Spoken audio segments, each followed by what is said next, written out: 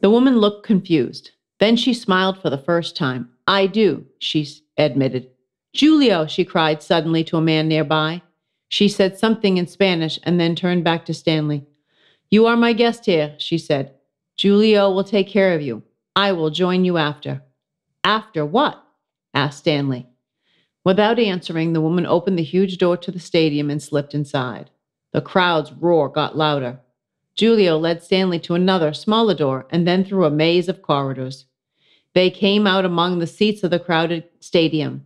There must have been tens of thousands of people. Julio directed Stanley to a lone, empty seat in the front row. In the center of the ring was the woman who had opened Stanley's envelope. She waved a red cape in the air as a bull ran into the ring. Stanley slapped his head with a clap. She was the famous matador. The bull charged. Stanley held his breath as Carmen del Junco, the great bullfighter, calmly stepped around it, swinging her cape before its eyes. Her long brown hair flowed through the air. The bull came at her again and again. Stanley could see the side of the bull brushing against her as it sped past. Carmen turned and gestured up to Stanley with a flourish. She was looking right at him. Stanley jumped up and waved. Someone in the row behind him slapped him on the back enthusiastically. That made Stanley lose his balance. He fell forward into the ring. Carmen waved her cape at the bull. But suddenly it wasn't looking at her. It was looking at Stanley. And Stanley was wearing all red. The bull charged. It looked much bigger, faster, and madder than Arthur. Its hooves shook the ground. Its eyes blazed. Suddenly, Stanley felt a hand on his shoulder. He looked up and saw Carmen. Effortlessly, she hoisted him overhead with one hand as the bull raced by. Stanley's heart was beating so hard, his whole body was rippling. Smile, Carmen del Junco called up to him as thousands of cameras flashed from the stands. Chapter 3, La Fiesta. As the sun set over Mexico City, Stanley stood in the courtyard of Carmen's home, where her family had gathered to celebrate after the bullfight.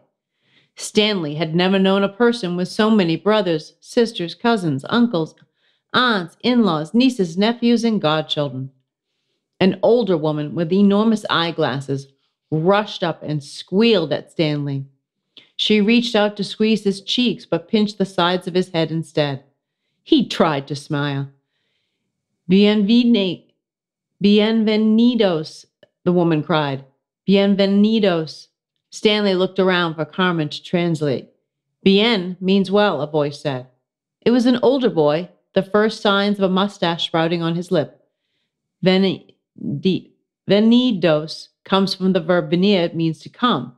Bienvenidos means welcome. Welcome, Stanley said. You speak English. I am Eduardo, the boy said, nodding. We are excited to meet you. He stepped aside to reveal a group of children. Está listo como un plato, a girl said, gasping, wide-eyed. She says you are as flat as a pancake, said Eduardo. He grabbed Stanley and led him through the crowd. A moment later, Stanley and Eduardo stood in a corner of the courtyard. The other children arranged around them on the grass. Eduardo said they were eager to hear Stanley's stories of adventure. Eduardo would translate. The children oohed as Stanley told them of how he had used his body as a lever to rescue his friend Calamity Jane from a gold mine. They ahed as he described how he had used his elbows as lethal weapons to defeat ruthless villains in Japan. They gasped when he told them he could fly like a jet plane using nothing but his muscled, aerodynamic body. Stanley did not tell them that his brother Arthur had helped save Calamity Jane. He did not tell them that neither the villains he had encountered in Japan nor his elbows were particularly dangerous. And he did not tell them that he couldn't really fly like an airplane, although he sometimes got carried away by heavy winds. Or, at moments like this one, by telling stories that weren't quite true. It was dark when Stanley concluded his tale of the mummy he befriended in an ancient Egyptian tomb. There was no mistaking the admiration and amazement of his listeners. Someone called something to Eduardo. The other children cried, "See, see!" "We have a surprise for you," Eduardo said with a grin. "Come." They led Stanley to a grand tree. The little girl, who had compared Stanley to a pancake, stepped forward and held out her hands. They were filled with small candies and shiny wrappers. "Thank you," said Stanley. He took one and started unwrapping it. "Not yet," said Eduardo in a low voice. "You must put them in your pockets." Stanley did. "Up," commanded Eduardo, and tall boys grabbed Stanley's legs and lifted him into the air. Above his head was a tree limb. Stanley grabbed on with both hands. "This is a strange surprise," thought Stanley. He looked down and saw the little girl standing beneath him. Her wide eyes were hidden by a blindfold. The other children started spinning her around and counting. "Uno, dos, tres, cuatro, cinco, seis, siete." After 7 spins, the girl weaved with dizziness. Someone handed her a giant stick. The girl held the stick over her head and swung at. Stanley felt a swish of air against his legs. "Hey!" he cried. All the children were cheering. "What are you doing?" yelled Stanley, again as the girl swung the stick, a second time grazing his foot. "You're going to hurt me!" screamed Stanley at the top of his flat lungs. "Alto, alto!" cried Eduardo. The little girl froze. "Is something wrong, Stanley?" "What the heck is going on?" Stanley said. "We are playing piñata," replied Eduardo. "But I am not a piñata," said Stanley. "Now get me down from here." The 2 tall boys rushed up and helped Stanley to the ground. "But we thought," said Eduardo. "What?" huffed Stanley.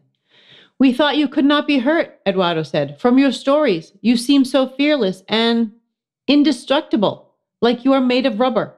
We thought you would like to be the piñata." Stanley shook his head sadly. He folded himself to the ground. "I can get hurt," he said quietly. "I know I didn't make it sound like I can, but I can get hurt just as easily as anyone. I should have been honest with you." Eduardo was frowning. "I'm sorry," Stanley said softly. He gave a heavy sigh.